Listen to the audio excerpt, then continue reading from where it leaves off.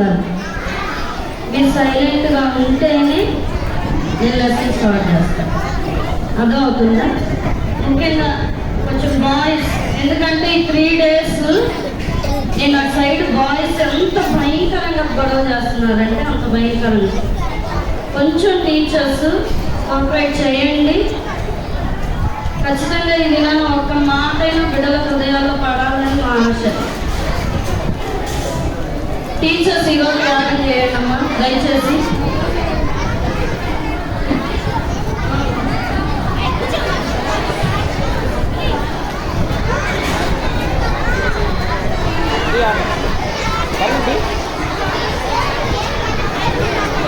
ఒకసారి చూడండి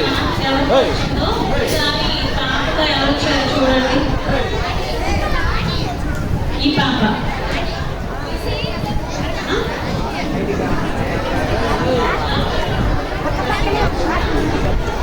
సరే, ఈ పాపని ఇట్లా చిన్నపిల్లల్ని కొంచెం మీరు పక్కన నుండి కూర్చోండి. చిన్నపిల్లలు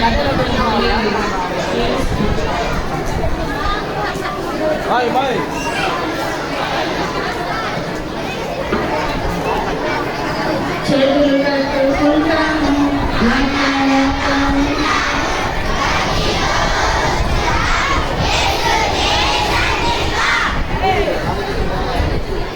for your hands.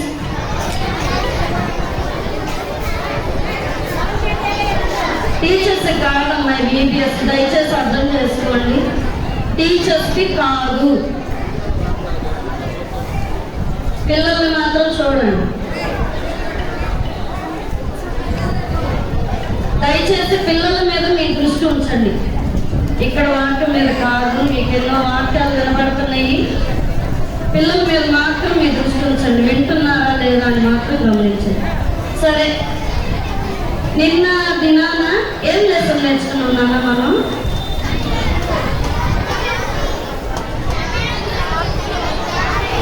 నిన్న ఎవరైనా కందుకు వాక్యం ఏమన్నా చెప్తారా?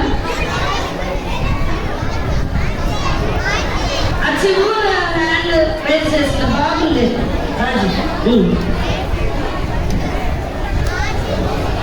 నిన్నటి మెమరీ వర్స్ చెప్తాను.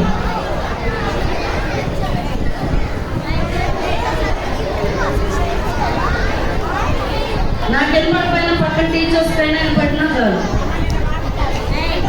చేతులు దించి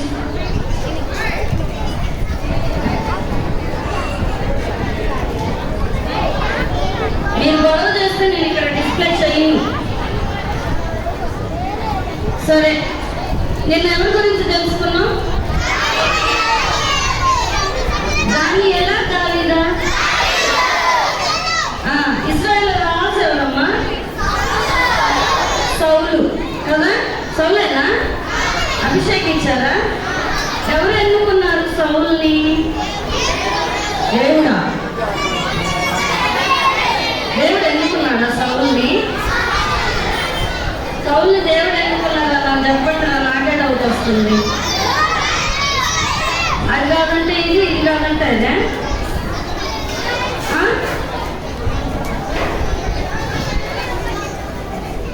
చూడండి, సౌలుని ప్రజలు కోరుకున్నారు, ఒక నాయకుడు మాకు కావాలి అని. అర్థమవుతుందా? మమ్మల్ని ఏలటానికి, మా మీద లీడర్గా ఉండటానికి ఒక మనిషి కావాలి అని కోరుకున్నారు. అందుకని ఎవరు అభిషేకించారు? దేనితో అభిషేకించారు? తైలం గుండితో అభిషేకించారు కదా. నూనె పోసి అభిషేకించారు. ఏమని?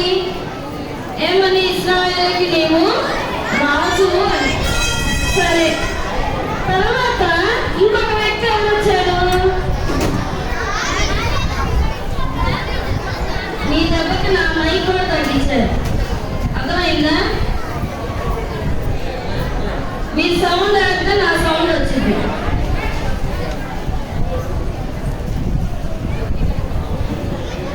దావీదు తండ్రి పేరేంటి?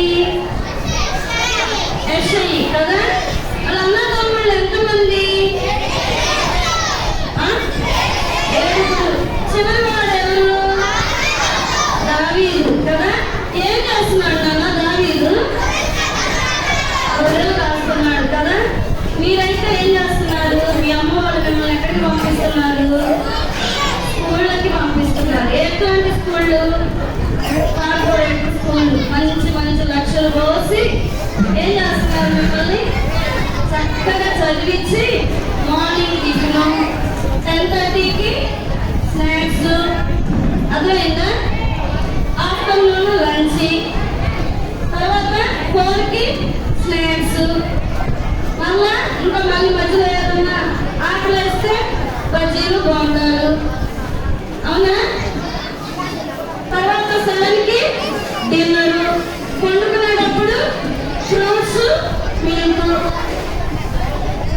దావీదుకి ఇవన్నీ లేవమ్మా. అర్థమవుతుందా? దావీదు వాళ్ళ నాన్న, చూడండి, దావీదు వాళ్ళ నాన్న ఎక్కడికి వెళ్ళమంటే అక్కడికి వెళ్ళి తన పని జరిగిస్తూ వచ్చాడు. ఎక్కడికి వెళ్ళాడు దావీదు? గొర్రెలు కాయటానికి ఇంట్లో కాసాడు గొర్రెల్ని. చెప్పండి, ఇంట్లోనా గొర్రెలు కాసేది? ఎక్కడికి తీసుకెళ్తాడు? అడవికి కదా. మంచి పచ్చిగున్న స్థలంలో తీసుకెళ్ళి కాయాలి. ఎంత వాడు దావీదు? ఇంత పెద్దవాడా? చాలా మీ అంత వయసు వాడే, చిన్నవాడు దావీదు. చేతులు కట్టు. యేసయ్యా, మమ్మల్ని మీకు ప్రేమ భయమన్నారా? మేము మీకు ప్రేమ అందిద్దామంటే మాకు థర్డ్ వీక్ ప్రిపరేషన్ క్లాస్లో చాలా మానవంచు పొందాం మేము టీచర్స్. అర్థమైందా? కానీ మమ్మల్ని మళ్ళీ రివర్స్ చేస్తున్నారు. మీరు మమ్మల్ని ప్రేమ భయమంటే మీరు ఆ ప్రేమకు అర్హులుగా ఉండట్లా. వచ్చిన పిల్లల్ని బుజ్జగించమన్నారు, చెప్పమన్నారు, ప్రేమతో చెప్పమంటే మీరు ప్రేమతో చెప్తే ఏం పిల్లలు స్కూల్లో అయితే ఏం చేస్తారమ్మా? కళ తీసుకుంటారు కదా. ఇప్పుడు అడుగు పడుతున్నారు అమ్మాయి.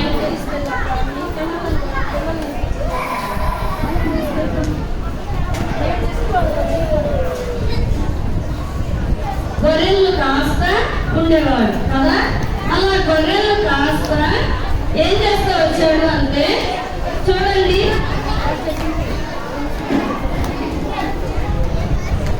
గొర్రెలు కాస్త ఉన్నప్పుడు ఆ దావీదుని ఏం చేశాడంటే సమూయేలు పిలిచి అందరిని అభిషేకించాడా? సమూయేలు యెష్షయిని పిలిచి నీ కుమార్తెను పిలవమంటే ఎవరెవరు వస్తున్నారు? వాళ్ళ అన్నలు వరుసగా వస్తున్నారు. వరుసగా వస్తున్నప్పుడు ఇతను అనుకున్నాడు. ఎవరు? సమూయేలు కదా. మనుషులు ఏం చూస్తారమ్మా? హైట్, వెయిట్, రంగు, వాళ్ళకి అయ్యి ఉన్నాయా అని కూడా మనం ఏం చేస్తూ ఉంటాము? ఫ్రెండ్షిప్ చేస్తూ ఉంటాం. సమూయేలు కూడా అదే మనసు కలిగాడు. అన్నారు అబ్బాయి ఉంటుంది, ఎల్లి అబ్బాయి ఉంటాడు అని చెప్పి అబ్బాయి ఉంటాడు అని చెప్పి అందరూ ఎలా ఉన్నారంటే ఎత్తుగా ఉన్నారు, చక్కగా దిట్టంగా ఉన్నాడు. రావుగా ఈయన అనుకుంటా ఉంటే అందరూ అయిపోయారు. అందరూ అయిపోతే నీ కుమారులు ఇంతమందేనా అని అడిగారు. ఎవరు? సమూయేలు. అడిగితే ఏం చెప్పాడు? యెష్షయి ఏం చెప్పాడు?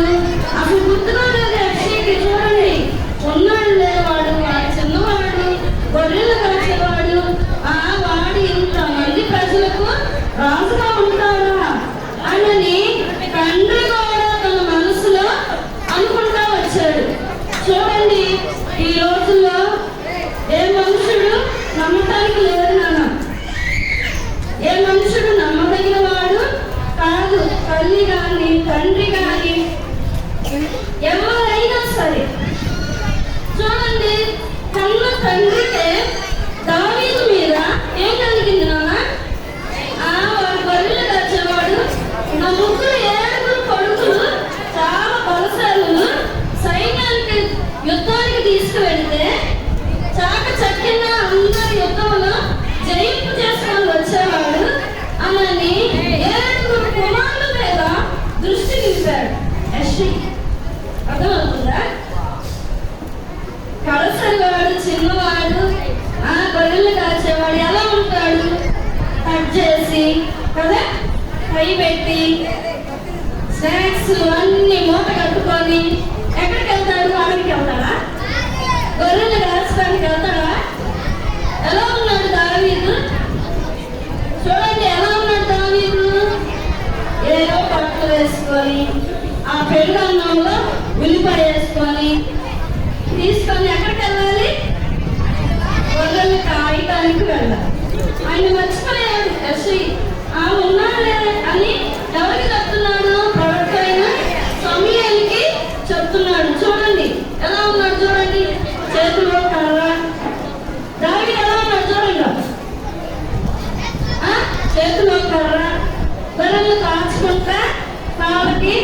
ఆ చెప్పులు కూడా తెగో బాగుండా ఉంటాయి.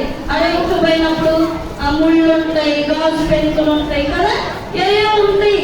ఒక్కొక్కసారి చెప్పు లేకుండొచ్చు. నాకు అనిపించింది దావీదు ఎలాగా ఆ అడవిలో ప్రయాణం చేసుకోవచ్చాడు గొర్రెలు కాయటానికి.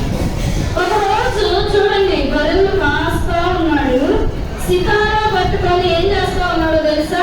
తను ఒంటరిగా ఉన్నాడు. ఎవరన్నా ఫ్రెండ్స్ ఉన్నారా? అరే రారా, నేను ఒక్కనే, ప్లీజ్ రా, నేను ఒక్కనే, నాకు భయం వేస్తుంది, రారా, ఇన్ని గొర్రెలు కాయటానికి నాకు తోడెవరు లేరురా అన్నాడా? తీసుకెళ్ళి వచ్చారా? నేను అనుకుంటా ఒకవేళ అడిగినా ఫ్రెండ్స్ వాడు అవతారం చూసి, దావీదు అవతారం చూసి వచ్చి ఉండదు. అయినా నీ ముందుకు నేను ఎందుకు వస్తాను రా అని కూడా అనే ఉంటారు. కాబట్టి దావీదు ఒక్కడిగా వెళ్ళాడు. ఒక్కడిగా వెళ్ళి ఏం చేశాడో తెలుసా? సితారా ఒకటి తీసుకొని పాటలు తనకు తానే రాసుకుంటా ఒక పాట పాడుకుంటా వచ్చాడు. అందుకనే మన బైబిల్లో కీర్తనల గ్రంథంలో మొత్తం సగం కీర్తనలు ఎవరు రాశారో తెలుసా?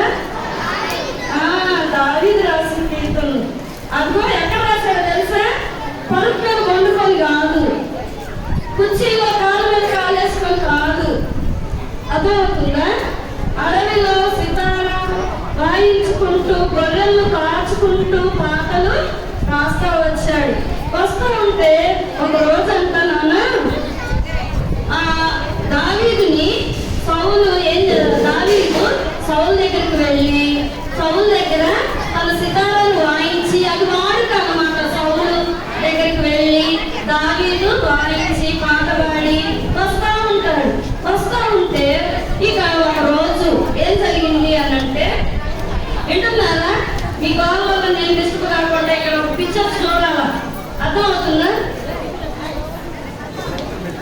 మీరు చూస్తారని చెప్పి పెడుతున్నాం.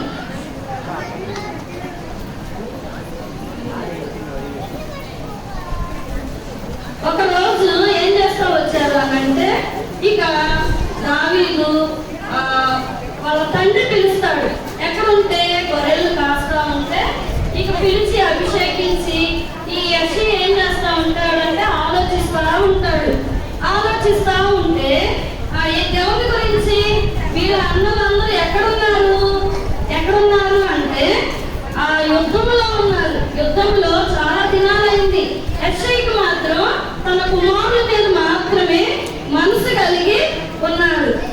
తండ్రి ఏం చేస్తున్నారు, తిన్నారో లేదో అని దావీదుని అడవిలో ఉన్న వాడిని పిలిచి గుడారానికి వస్తాడు. పిలిచి యెషయా పిలుస్తాడు. పిలిచి ఏమని చెప్తాడు అంటే, అయ్యా మీ అన్నలు యుద్ధ భూమికి వెళ్ళాడు, అక్కడ ఎలా ఉన్నారో నాకు ఒకటే వాళ్ళ మీద ఆలోచన కలిగి ఉంది. దయచేసి నువ్వు ఈ ఆహార పదార్థాలు ఏమేమి తీసుకెళ్ళారు? జున్నుగడ్డలు, గోధుమలు, యవలు, ద్రాక్షాలు, ఇవన్నీ మోసుకొని నువ్వు అన్నం దగ్గరకు వెళ్ళి ఏం చేస్తా ఉందో తెలుసా? చూడండి, ఏం చేస్తా ఉండాలి అంటే, నువ్వు అన్నల క్షేమ సమాచారం నాకు తెలియజేయాలి. 7 అన్నలకు ఆహారం ఎంత తింటారు? అది యుద్ధంలో ఉన్నవాడు. ఒక పని చేయడానికి ఎండలో వెళ్ళి వచ్చిన వాడే ఎంతమంది తింటారో తెలుసా మీకు? కష్టపడేవాళ్ళు. అర్థమైందా? ఎంతమంది తింటారు అనుకున్నారు? మరి చిన్నవాడు దావీదు అంత ఆహారాన్ని ఒక్కడే ఎలా మోసుకెళ్ళాడన్నా? చూడండి, దైవ భయం కలిగి దేవుని యందు భయభక్తులు కలిగిన వ్యక్తి కాబట్టి దైవ బలముతో ఏం చేస్తా వచ్చాడు అని అంటే, దావీదు వెళ్తూ వచ్చాడు. ఎక్కడికి? యుద్ధానికి. యుద్ధ స్థలంలో ఎక్కడ? ఆ యొక్క యుద్ధ స్థలంలో వెళ్ళి ఏం చేస్తా వచ్చాడు అని అంటే, అన్నమాట ఆహారము తీసుకువెళ్తా వచ్చాడు.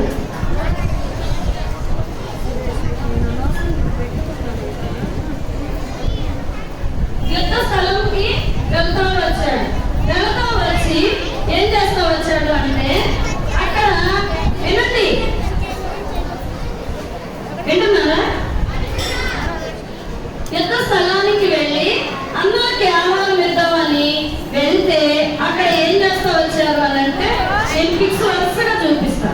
నిమిషం పిక్స్ వరుసగా చూపిస్తూ ఉంటాను, చూడండి.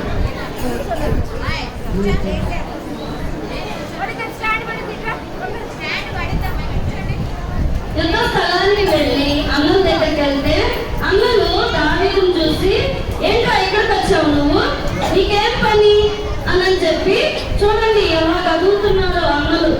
చదువుతూ ఉంటే ఈ అరుస్తున్నారు, ఏంటి నువ్వు ఇక్కడికి ఎందుకు వచ్చావు అన్నట్టు అసలు చెప్పడానికి కూడా అవకాశం కూడా ఇవ్వాల. నీకు బాగా పొగరు ఎక్కువ, గర్వం ఎక్కువ. అసలు ఆ గొర్రెలను అడవులో వదిలిపెట్టచ్చు, ఆ చిన్న మందు సంగతి ఏం చేస్తావు నువ్వు అని అరుస్తూ వచ్చారు వాళ్ళ అన్నలు. అరుస్తూ వస్తే చూడండి అన్నలకి ఏం తీసుకెళ్ళాడు దావీదు, ఆహారం తీసుకెళ్ళాను. మీకోసమే నేను ఆహారం తీసుకొని వచ్చాను, ఆహారం తీసుకోండి, అది నాన్న మీకు పంపించాడు, మీరు ఎలా ఉన్నారో తెలుసుకోవడానికి నేను ఇక్కడికి వచ్చాను అని చెప్పాడు. వచ్చాను అని చెప్పగానే దావీదు పక్కకు వచ్చి ఏం చేస్తూ వచ్చాడనంటే ఒక స్వరాన్ని విన్నాడు. ఏంటి ఆ స్వరం అంటే పెద్ద పెద్ద కేకలు, ఏయ్ రెండా చూసుకుందాం, ఎవరెవరు ఎక్కడున్నారో రెండా, మీ శాతమైతే నా మీదకి రెండా అని అరుస్తా ఉన్నాడు. ఏంటి ఇక్కడ స్వరము, ఏంటి ఎక్కడ ఈ స్వరము, నాకు వెళ్ళిపోవట్లేదు, ఏంటి ఇంత కేకలు ఎక్కడి నుంచి అని చెప్పి ఏం చేస్తా వచ్చాడు అనంటే చూడండి, ఏం చేస్తా వచ్చాడు అనంటే ఆ దావీదు ఆ స్వరం అక్కడికి వచ్చి చూడంగానే ఇంత ఎత్తు ఒక వ్యక్తిని చూశాడు. ఎవరైనా ఎన్ని ఎత్తులు ఉన్నారో తెలుసా? 6 మూలల ఎన్ని అడుగులరా? ఒకడు 62 అన్నాడు, ఒక 92 అన్నాడు. చూడండి ఎలా ఉన్నాడు గొల్యాతు. ఎవరి మీదకి వస్తున్నాడు గొల్యాతు అంటే చూడండి, ఇశ్రాయేలీయులు దేవుని ప్రజల మీదకి ఎలా వస్తున్నాడో తెలుసా? ఒక్కొక్కరు నా ముందుకు వస్తే అందరినీ చంపి పడేస్తా అని చెప్పి ఏం చేస్తా వచ్చాడంటే కేకలు వేస్తా ఉన్నాడు, పెద్ద పెద్ద కలుస్తా ఉన్నాడు. దావీదు దీన్ని చూశాడు, వామ్మ దేవుని పిల్లల మీద అరుస్తున్నాడా, ఎవరు మీరు అసలు, ఎంత ధైర్యము దేవుని పిల్లలను అరుస్తున్నారు అని చెప్పి దావీదు తన మనసులో బాధపడ్డాడు. బాధపడి మళ్ళా వెళ్ళి ఎవరి దగ్గరికి వెళ్ళాలో తెలుసా? అయ్యా సౌలు రాజు దగ్గరికి వెళ్ళాడు. సౌలు రాజు దగ్గరికి వెళ్ళి అయ్యా ఒక్కసారి నేను ఏం చేస్తానంటే ఆ గొల్యాతు ముందుకు వెళ్తానయ్యా అన్నాడు. పక్కన వెళ్ళాడు సౌలు. నవ్వి చూడండి సౌలు కూడా డౌట్ వచ్చింది. సౌలు కూడా చూడండి నేను వెళ్తానయ్యా అని దావీదు అడిగితే సౌలు నవ్వుతున్నాడు. ఏమన్నా తెలుసా? నువ్వు చూస్తే ఇంకున్నావురా, ఆయన చూస్తే ఇంకున్నాడు, నీకు ఆయనకు అసలు ఏమన్నా ఉందా? నల్లిని నలిపినట్టు నేను నలిపేస్తాడు. పైపెచ్చు చేతులో శబ్దము అన్నీ ఆయన భరించి ఉన్నాడు. కాబట్టి నువ్వు వద్దురా అంటే అప్పుడు ఒక కథ చెప్పాడు. ఏమన్నా తెలుసా? అయ్యా వినరా, ఆ స్టోరీ ఏందో వినండి. ఏమని చెప్పాడో తెలుసా? అయ్యా నేను ఒకసారి అడవిలో గొర్రెలు కాస్తా ఉంటే ఒక సింహం వచ్చింది, ఒక ఎలుకబంటు వచ్చింది. ఎలుకబంటు వచ్చి నా గొర్రెను ఒక గొర్రెను పట్టుకుంది. పట్టుకుంటే నేను దాన్ని చీల్చి వేశాను అని చెప్పాడు. ఏమని చెప్పాడు? ఆ సింహాన్ని ఎలుకబంటును, అసలు చిన్న పిల్లలు సింహాన్ని ఎలుకబంటును చంపగలుగుతారా? కుక్కను చూస్తేనే ఏం చేస్తారు కదా, కుక్క కాదు మీ మీద బల్లి పడింది అనుకోండి ఏమంటారా? బల్లి పడితే ఏమంటారు? పెద్దగా బల్లి బొత్తింకాలి, అవునా కాదా? ఇప్పుడు సౌలు రాజుకి ఏం చెప్తున్నాడో తెలుసా? దావీదు ఇలా గొర్రెలు కాస్తా ఉంటే ఒక సింహము ఒక ఎలుకబంటు వచ్చిందయ్యా, అది అది నా గొర్రె పిల్లను తినబోతుంటే నేను దాన్ని చీల్చి చంపేశాను అన్నాను. అప్పుడు సౌలు రాజు, అరే నువ్వు ఎన్ని కథలైనా చెప్పురా, నాకు నువ్వు పోతే మాత్రం చెప్తావు అని నాకు మాత్రం నిజమో, మరి నువ్వు అడుగుతున్నావు కదా, సరే వెళ్తావా వెళ్ళు అని చెప్పి ఇదిగో తనకు వస్త్రాలు, ఎవరు గొల్యాతుకి ఎలాంటి వస్త్రాలు ఉన్నాయో, ఆ సైనికులు ఎలాంటి వస్త్రాలు ధరింపజేస్తారో అవన్నీ ఏం చేశాడంటే దావీదుకు ఇచ్చాడు. దావీదుకి ఇస్తే దావీదు చూడండి, అయ్యా నాకు అసలు ఈ వాడికే లేదు, నేను ఇది ధరించలేనయ్యా అని చెప్పి ఆ యొక్క ఏటి దగ్గరకు వెళ్తాడు. ఏటి దగ్గరికి వెళ్ళి ఏం చేస్తాడంటే 5 నున్నటి రాళ్ళను వేస్తాడు. 5 నున్నటి రాళ్ళను వేసుకొని ఎక్కడ పెట్టుకున్నాడు? చిక్కంలో పెట్టుకొని గొల్యాతు దగ్గరికి ఎదురుకి వెళ్తాడు. గొల్యాతు అది చూడండి, రాళ్ళు వేసుకున్నాడు, గొల్యాతు దగ్గరకు వెళ్తాడు. వెళ్ళి చూడండి, ఇంకా గొల్యాతు అంటాడు దావీదు వస్తుంటే, గొల్యాతు దావీదుని చూసి పోలేరే, కనీసం నాకు మోకాల దగ్గర కాదు కదా, నాకు మోకాల కింద పోలేరా, నువ్వు నా మీద వస్తున్నావు, ఎలా వస్తున్నా? ఒక వచ్చిన తిప్పుకుంటూ అవుతుంటే గొల్యాతు అది కల్లా కనిపించి, నేను కుక్కను అనుకున్నావా? ఏందిరా నువ్వు, నేను కుక్కను అనుకున్నావా? ఏంది అవుతున్నావు? నువ్వు గోళీలు ఆడుకునేవాడు, రోడ్ల మీద వెచ్చలు ఆడుకునేవాడివి అని ఎగతాళిగా మాట్లాడుతూ వచ్చాడు. ఎవరిని? దావీదుని. చూడండి, మనుషుడు ఎగతాళి చేస్తాడు, నువ్వు ఎలా ఉన్నావు, అలా ఉన్నావు అని చెప్పి నేను ఎగతాళి చేస్తాడు. కానీ ఇప్పుడు ఆ యొక్క మనుషుడు గొల్యాతు దగ్గరకు ఆ దావీదు యెహోవా నామము పేరట, చూడండి ఆ ధైర్యము కానీ ఆ బలము కానీ ఎక్కడి నుంచి వచ్చిందమ్మా దావీదుకి? మీరు చూసారా? ఏసయించాలి. మేము ఎంతసేపు గొంతుపోయేద్దరు చదువుతుంటేనే మీకు ఒక మాట కూడా ఎక్కట్లేదు. ఇచ్చాడా ఏసయ్య? నమ్ముతున్నావా? నమ్ముతున్నారా? ఏసయ్య మనకు ఆ శక్తిని ఇస్తాడు, ఆ బలాన్ని ఇస్తాడు అని. మనలాంటిదే, మన దగ్గరికి ఎవరెవరో వస్తారు నాన్న, వచ్చి చాక్లెట్ ఇస్తాడు, నిన్ను నమ్మిస్తాడు. అర్థమైందా?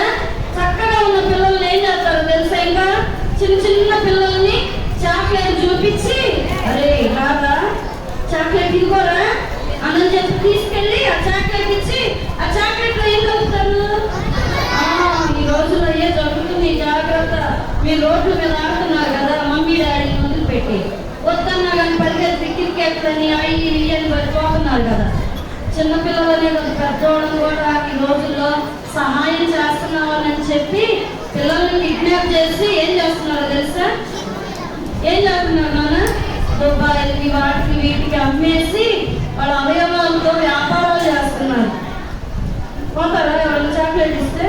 మీకు తెలియని వాళ్ళు ఎవరైనా ఏదైనా ఇచ్చారనుకో, అరే మీ మమ్మీ ఇక్కడ ఉందరా, నన్ను తీసుకురమ్మందిరా అని చెప్పి ఇప్పుడు చాక్లెట్లు వాడట్లా. ఇప్పుడు పిల్లలు చాక్లెట్లు వాడట్లా. ఏం పడుతున్నారు? దేనికి పడుతున్నారు? ఫోన్లు. వాడు అది ఏ ఫోన్లో కూడా చూడదు, ముందు ఫోన్ ఉంటే చాలు. ఆ ఫోన్ చూసి ఏం చేస్తున్నారు? అరే దీంట్లో ఫ్రీ ఫైర్ ఉందిరా, మన ఇద్దరు ఆడుతున్నాం, చూద్దాం అని చెప్పి ఏం చేస్తున్నారు? తెలియని వ్యక్తిని ఇలా చూపించి, సెల్ ఆశ చూపించి ఏం చేస్తున్నారు? పిల్లల్ని తీసుకువెళ్ళిపోతున్నారు. నాన్న వెళ్తారా మీరు? ఇప్పుడు ఎవరో తీసుకెళ్ళట్లా, మిమ్మల్ని ఇప్పుడు సైతం కూడా తీసుకెళ్తుంది. ఎక్కడికో తెలుసా? తన వర్షంలోనికి. ఆ సెల్లు చూస్తా చూస్తా ఉంటున్నారు. ఇప్పుడు చూడండి, చాలా మంది చిన్న చిన్న వయసులోనే కళ్ళజోళ్ళు వచ్చినాయి. దేనికి వచ్చినాయి? పెద్దవాళ్ళకంటే సైట్ ఇవి వస్తాయి. మీకెందుకు వచ్చినాయి అమ్మ కళ్ళజోళ్ళు? ఫోన్లు చూసి. మీరే చెప్పండి, మీరే చెప్పండి, మీరే చేయండి. అవి చూసి చూసి ఏం చేస్తున్నారు? దాని వర్షమైపోతున్నారు. మీరు ఎక్కడో ఏదో పాపం చేయనవసరం, ఫోన్ మీ దగ్గర మీ చేతిలోనే ఉంటుంది. కాబట్టి ఏం చేస్తున్నారు?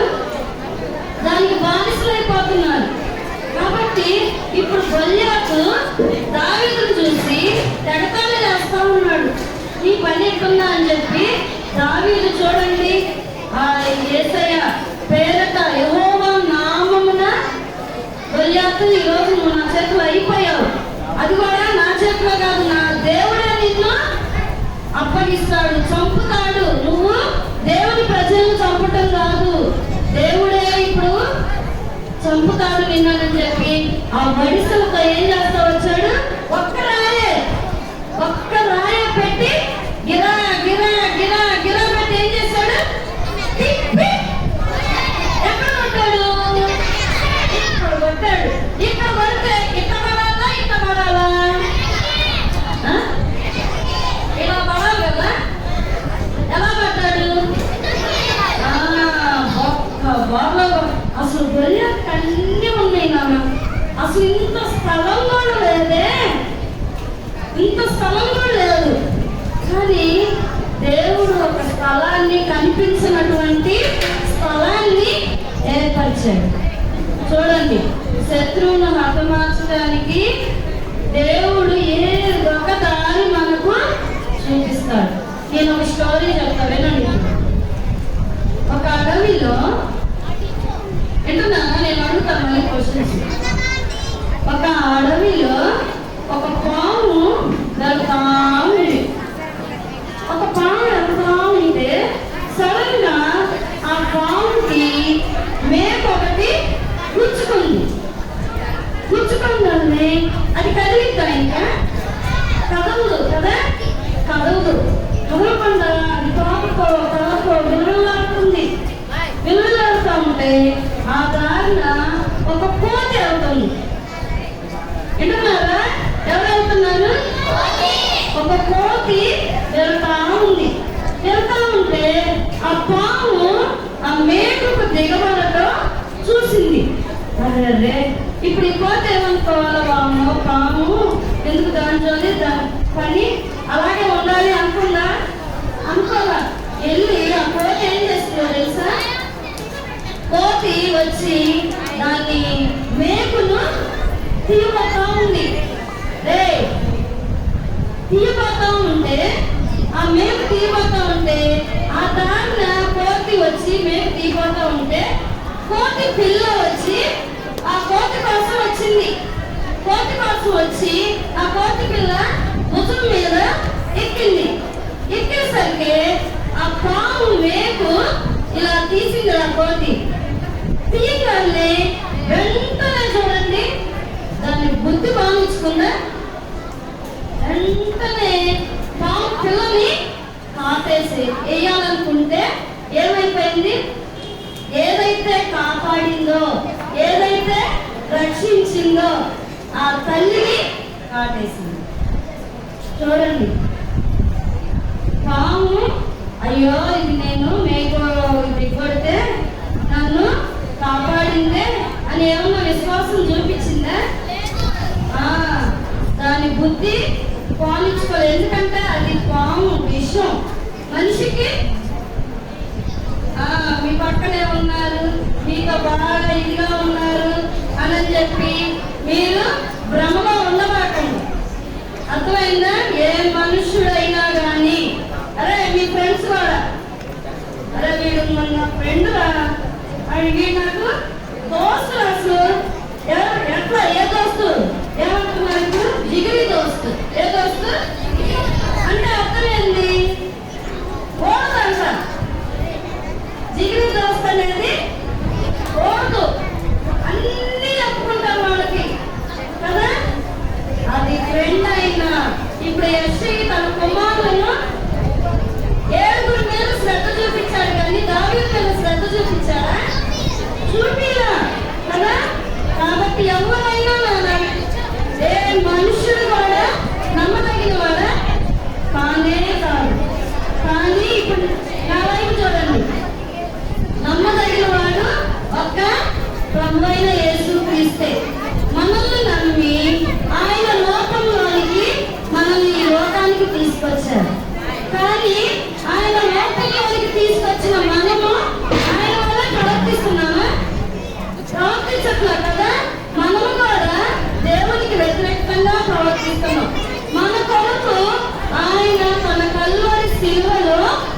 ప్రాణాన్ని బలిగా అర్పిస్తూ వచ్చాడు. మనుషులను నమ్మకాకుండా నేను కదా మీ కొరకు నా ప్రాణాన్ని పెట్టింది, మీ కొరకు నేను కదా ఈ లోకానికి వచ్చింది, మీ ప్రియ కుమారుని తండ్రి తన ప్రియ కుమారుని మీకు ఎక్కడ పట్టిందో తెలుసా? సైతాన్ని ఎప్పుడు పట్టిందో తెలుసా? కథలు కాలక్షేపాల వరకు బాగానే ఉంటారు. ఇప్పుడు నేను ఒక వీడియో చూపిస్తా, వినండి. కథలు కాలక్షేపాలు ఎన్నైనా బాగుంటాయి, సువార్త వాడాలి మీకు. ప్రభు అయిన యేసుక్రీస్తు వారి ఈ లోకానికి వచ్చి తన ప్రాణాన్ని మన కొరకు దారిపోసాడు. మీ అమ్మ మీ కొరకు ప్రాణం పెట్టదు. వంట చేస్తాను నేను కొంచెం జిల్లింది అనుకోండి, ఏమంటది? ఏమంటదిరా?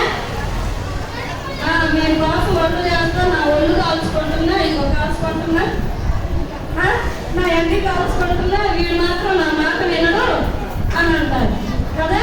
కానీ యేసయ్య మన నుండి ఏది కోరట్లేదు.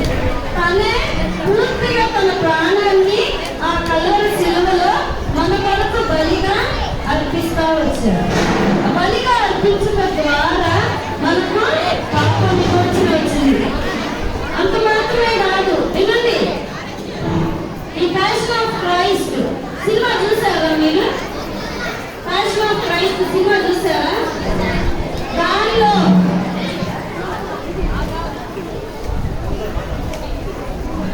ఆ సినిమా తీసిన ఒక వ్యక్తి, వినండి, మనం ఏ సినిమా తీయట్లేదులే కానీ ఆర్టిఫిషియల్ గా ఇప్పుడు వాళ్ళు ఏం చేస్తున్నారంటే ధనం కోసం డ్రామా చేస్తున్నారు. ధనం కోసం వాళ్ళ జీవితాలు కొనసాగించాలి కాబట్టి ఏం చేస్తా వస్తారు? యాక్షన్ చేస్తా వస్తారు. అయితే ఒక నిజంగా ప్యాషన్ ఆఫ్ క్రైస్ట్ తీసిన వ్యక్తి ఇప్పుడు ఏం చేస్తున్నారో తెలుసా? చూడండి, ఆ సినిమా తీయక మునిపే, సినిమా స్టార్టింగ్ లోనే దేవుడిని ఎరగలేదు అసలు. దేవుడు అంటే కూడా తనకు తెలియదు. ఏదో డైరెక్టర్ వచ్చి చెప్పాడు, అరే ఇంకా నా కొరకు లేదురా, మీరు తిన్నారా? తిన్నారా? తిన్నా కాబట్టి అనుకున్నాను. ఆ యొక్క సినిమా తీసిన వ్యక్తే మానవంతులైన వ్యక్తి, అన్యుడు. ధనం కోసం నాటకాలు, డ్రామాలు, సినిమాలు చేసే ఆ వ్యక్తి ఆ సినిమా చేస్తా సంపూర్ణంగా మానవంతుకున్నాడు. అర్థమైందా? వినండి, ఇక్కడ వినండి, ఇక చూడండి, ఒక్కసారి చూడండి.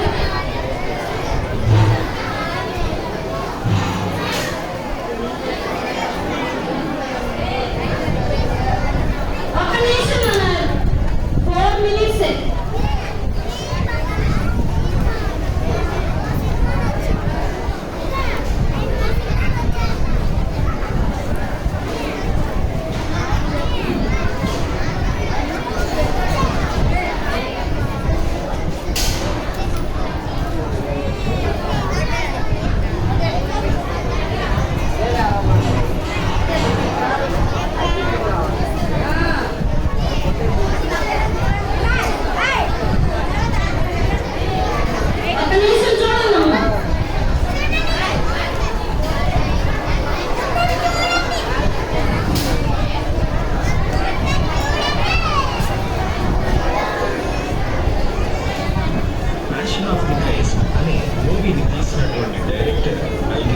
చిత్రాన్ని చాలా అద్భుతంగా చిత్రీకరిస్తున్నారు. యేసు ప్రభు వారిని ప్యాషన్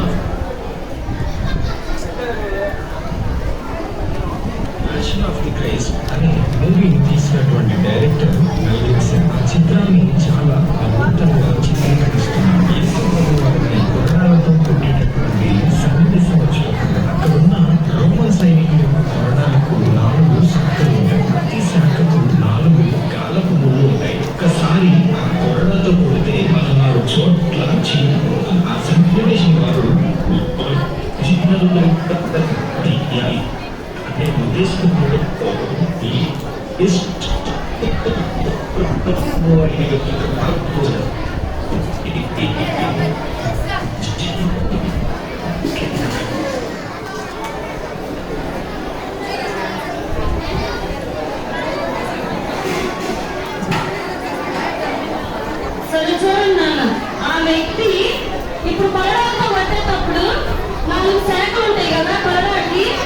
అది ఆయన నటిస్తూనే ఉన్నప్పుడు అది సడన్ గా ఏమైందంటే ఇక్కడ గుచ్చుకుంది. ఆర్టిఫిషియల్ బాడీ దాటి గుచ్చుకునేసరికి అతను ఏమని చెప్తా వచ్చాడంటే పెద్దగా అరిశాడు. పెద్దగా అరిసేసరికి ఆయన ఏమైందని చెప్పి వెంటనే గబగబా అక్కడ సినిమా చేసేవాళ్ళు ఏం చేస్తా వచ్చారంటే చూడండి. ఆ చిత్రాన్ని చాలా అద్భుతంగా చిత్రీకరిస్తున్నారు. యేసు ప్రభు వారిని కొరడాలతో కొట్టేటటువంటి సన్నివేశ వచనం. అక్కడున్న రోమన్ సైనికుల యొక్క కొరడాలకు 4 శాఖలు ఉంటాయి. ప్రతి శాఖకు 4 గాలగుండులు ఉంటాయి. ఒక్కసారి ఆ కొరడాతో కొడితే 16 చోట్ల చీలిపోతుంది. ఆ సన్నివేశాన్ని వారు ఒరిజినల్ గా తీయాలి అనే ఉద్దేశంతో యేసు ప్రభు వారి యొక్క పాత్ర పోషిస్తున్నటువంటి జిమ్ క్యావిజల్ అనే వ్యక్తిని అప్పటికే అతని దేహమంతా ఒక కవచంతో నింపారు. అయితే అతనిని బండకు బంధించి మొదటి దెబ్బను కొట్టారు. ఆ వ్యక్తి చాలా అద్భుతంగా ఎమోషనల్ గా నటించాడు. రెండో దెబ్బ కొట్టారు. అదే స్పందన అతనిలో ఉంది. ఆ మూవీ తీస్తున్నటువంటి డైరెక్టర్ అనుకుంటున్నాడు చాలా అద్భుతంగా ఈ వ్యక్తి నటిస్తున్నాడు అని. ఆ మూడతో 3వ దెబ్బ ఈ జిమ్ క్యావిజల్ గట్టిగా అరుస్తాడు. ఎందుకనంటే అతని శరీరంపై అమర్చినటువంటి ఆర్టిఫిషియల్ స్కిన్ దాటి ఆ కొరడాకు ఉన్నటువంటి ముళ్ళు అతని శరీరాన్ని గుచ్చి చీల్చివేసింది. ఆ వ్యక్తి తట్టుకోలేకపోయాడు. రక్తము దారులుగా కరిగిపోతుంది. వెంటనే హాస్పిటల్ కి ఆ వ్యక్తిని తీసుకుని వెళ్ళారు. ఆ ఒక్క కొరడా దెబ్బకు ఆ వ్యక్తికి 16 కుట్లు వేశారు. అప్పుడు జిమ్ క్యావిజల్ అడుగుతాడు, మళ్ళీ సార్ యేసు ప్రభు వారిని నిజంగా ఎంత భయంకరంగా కొట్టారో ఒక్క దెబ్బ నేను తట్టుకోలేకపోయాను. 16 కుట్లు పడ్డాయి. యేసు ప్రభు వారిని ఎంత భయంకరంగా హింసించారా అని అడుగుతాడు. అప్పుడు మెల్లిక్సన్ చెప్తాడు, మనం తీస్తున్నటువంటి ఈ చిత్రంలో యేసు క్రీస్తు ప్రభు యొక్క వేదనను, ఆయన పొందిన శ్రమలను 40% మాత్రమే చూపిస్తున్నాడు. ఆయన పొందినటువంటి వేదన చాలా ఉంటుంది. దానిని ఊహించడం ఎవరి తరం కాదు అని కొన్ని విషయాలు యేసు క్రీస్తు ప్రభు వారి గురించి చెప్తున్నప్పుడు హాస్పిటల్లోని బెడ్ మీద ఉన్నటువంటి జిమ్ క్యావిజల్ అనే వ్యక్తి వెంటనే మోకాళ్ళ మీద పడి ఆయనను సొంత రక్షకుడిగా అంగీకరించి మారు మనసు పొందుతాడు. అప్పుడే ఆ వ్యక్తి ఒక తీర్మానం తీసుకుంటాడు, నా శరీరం బలహీనమైనప్పటికీ ఎలా అయినా ఈ చిత్రాన్ని పూర్తి చేయాలి. సర్వ మానవాళి కొరకు అందరికీ పరలోక రాజ్యాన్ని ఇవ్వడం కొరకు ఆయన పొందిన వేదనలు శ్రమలు కళ్ళకు కట్టినట్లుగా చూపించాలి అనే ఉద్దేశంతో ఆ వ్యక్తి మరలా ఆ చిత్రంలో ఆ పాత్రను పోషించడానికి సిద్ధపడతాడు. శిలువ మోస్తున్నప్పుడు అతను దుష్టము చెందినప్పటికీ భయంకరమైనటువంటి ఆ చిత్రాన్ని చేస్తాడు. ఆ చిత్రాన్ని చూసి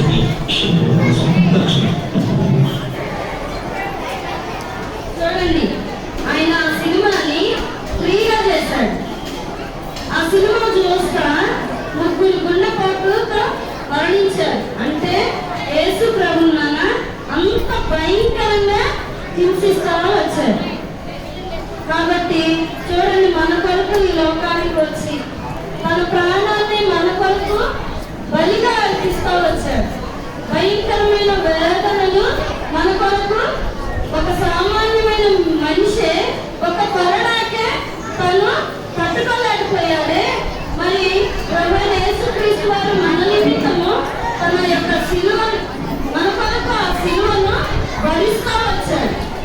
కాబట్టి చూడండి, ఎవరు మన కొరకు ఈ లోకానికి రాలేదు. ఎవరు మన కొరకు ప్రాణం త్యాగము చేయలేదు. తల్లి చేయదు, తండ్రి చేయదు.